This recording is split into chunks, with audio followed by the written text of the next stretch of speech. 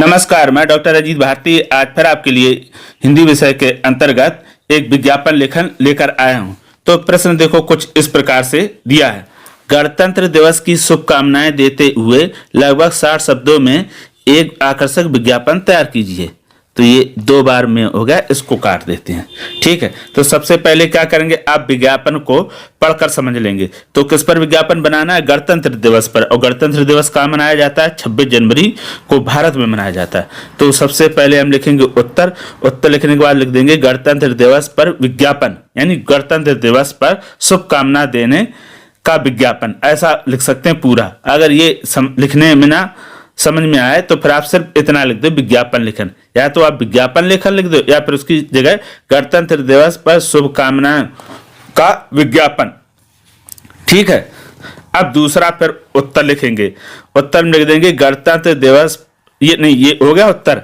अब आते हैं फिर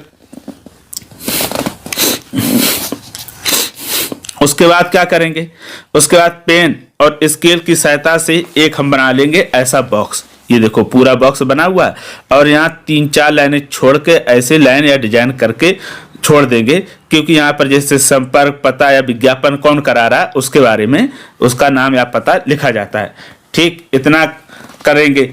अब जब पूरा बॉक्स बन जाए, आप चाहो तो विज्ञापन को लिख लो उसके बाद बॉक्स बना लो, या फिर पहले विज्ञापन बना लो उसके बाद लिख लो। तो मैं बॉक्स बनाने के बाद लिखता हूँ। तो सबसे पहले हम लिखेंगे शीर्षक। तो शीर्षक क्या है? 26 जनवरी गणतंत्र दिवस की शुभकामनाएं। तो मेन तो देखो गणतंत्र दिवस है, लेकिन ऊपर 26 जनवरी गणतंत्र दिवस की शुभकामनाएं हम लिख देंगे। ये हो गया हमारा शीर्षक। ठीक है, और शीर्षक को क्या करेंगे, देखो गणतंत्र दिवस मेन है तो हमने बड़ा लिखा, यानी बड़े अक्षरों में लिखकर बोल्ड किया, और 26 जनवरी की शुभकामनाएं ये थोड़े उससे कम बोल्ड में लिखा है। इससे क्या होता है, देखने में भी अच्छा लगे, इसलिए ऐसा करते हैं।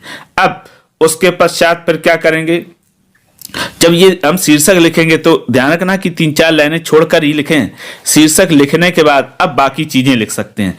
जैसे ऊपर लिख दिया समस्त देशवासियों को भारतीय लोकतंत्र के महापर्व, है ना, और ये हो जाएगा पूरा 26 जनवरी गणतंत्र दिवस की शुभकामनाएं। तो यहां से पूरा पढ़ के लिख सकते हैं, यानी इस तरह लिख सकते हैं। इसके ऊपर लिख दो और इसको ऐसे भी पढ़ लो। अब उसके पश्चात फिर क्या करेंगे, नीचे हम 1-2 स्लोगन भी लिख सकते हैं या कोई शायरी, जैसे मुझे ना तन चाहिए ना धन चाहिए, बस अमन से भरा यह वतन चाहिए। एक तो ये होगा। दूसरा लिख दो सारे जहां से अच्छा हिंदुस्तान हमारा। फिर नीचे जगह बची है तो वहां पर हमने लिख दिया एक और स्लोगन, विजय विश्व तिरंगा प्यारा झंडा ऊंचा रहे हमारा। और नीचे लिख दिया कि ये विज्ञापन कौन करा रहा है। जैसे अब किसी का नाम मुझे नहीं सूझा तो मैंने अपना ही कर दिया, हिंदी भारती का खागा नई दिल्ली। तो ये हो गया। यहाँ पर या तो प्रश्न में अगर दिया हो कि कौन करवा रहा है, कोई क्लब है, कोई संगठन है, तो उसका नाम लिखेंगे पता। अगर नहीं दिया तो आप अपनी इच्छा से कोई भी काल्पनिक लिख सकते हो। तो ये देखो पूरा आपका हो गया। अब रहेगा कि मन में आएगा चित्र।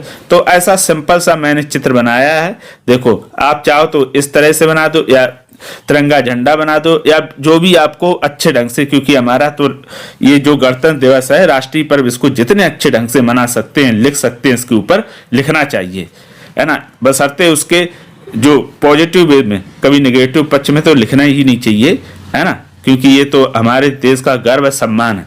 इसलिए इसका हमें बहुत ही ध्यान भी रखना है कि ऐसे कोई भी शब्द इसके बारे में ना लिखें। तो ये तो हो गया। आपका पूरा विज्ञापन बनने के बाद कुछ इस प्रकार से दिखाई देगा। ये देखो यहाँ ऐसे शुरू हुआ, ये आपका पूरा विज्ञापन ये इस तरह से आप ऐसा बना सकते हो या इससे भी अच्छा बना सकते हो। तो ये हो गया। अब क्या क्या ध्यान रखना, एक तो ये बात ध्यान रखनी है कि हम विज्ञापन को विज्ञापन के जो प्रारूप है उसी में बनाएंगे, यानी बॉक्स बना दें और ये शीर्षक को डार्क कर दें और कुछ स्लोगन लिख दें और कौन विज्ञापन करा रहा उसका पता लिख दें और छोटा सा एक चित्र बना दें। ठीक है, और दूसरा क्या, जो भी हम इसमें वाक्य या शब्दों का प्रयोग करेंगे, हमेशा ऐसे शब्दों या वाक्य का प्रयोग करेंगे जो आप आसानी से सही और शुद्ध लिख पाते हो। जो शब्द या वाक्य लिखने में आपको कठिनाई होती है, मुश्किल होती है, उनका प्रयोग कभी ना करें, क्योंकि अगर किसी प्रकार की अशुद्धियां होगी, गलत लिखोगे तो नंबर कटेंगे। और क्या ध्यान रखना है, किसी प्रकार की कोई ओवर राइटिंग ना, अगर गलत निकल भी जाए तो ऐसे हल्के से काट देना, बस, इससे ज्यादा कुछ नहीं करना। और क्या ध्यान रखना, आप इस विज्ञापन का अभ्यास कैसे करेंगे? सबसे अच्छा तरीका है, इस विज्ञापन को आप किसी कॉपी में 2 बार बना लो देखकर, और फिर तीसरी बार बनाओ बिना देखकर, और फिर देख लो, मिलान कर लो उसमें कौन कौन सी गलतियां की, जो गलतियां की हो वो क्या कर लो, सुधार कर लो। इस तरह से क्या होगा, आप विज्ञापन बहुत ही कम समय में बनाना सीख जाएंगे, और इसी तरह दूसरे विज्ञापनों का भी आप अभ्यास कर सकते हो। तो ये हो गया आपका गणतंत्र दिवस पर विज्ञापन, यानी लोगों को शुभकामनाएं या बधाई देने वाला। इसी तरह आप दूसरे भी बना सकते हो शुभकामनाएं बधाई देने वाले। तो अगर आपको मन में कोई ऐसा प्रश्न हो जो विज्ञापन परीक्षा की दृष्टि से महत्वपूर्ण हो और आपको आ ना रहा, तो हमें कमेंट बॉक्स में लिखकर भेज दे, बशर्ते वो परीक्षा की दृष्टि से महत्वपूर्ण हो, है ना, सिंपल सा ना हो। तो फिर ये विज्ञापन आपको कैसा लगा, आपने क्या इसमें कितने समय में सीख गए, हमें कमेंट करके अवश्य बताइएगा। तो फिर आज के लिए इतना ही, अब हम फिर मिलेंगे किसी नए विषय के साथ, तब तक के लिए धन्यवाद।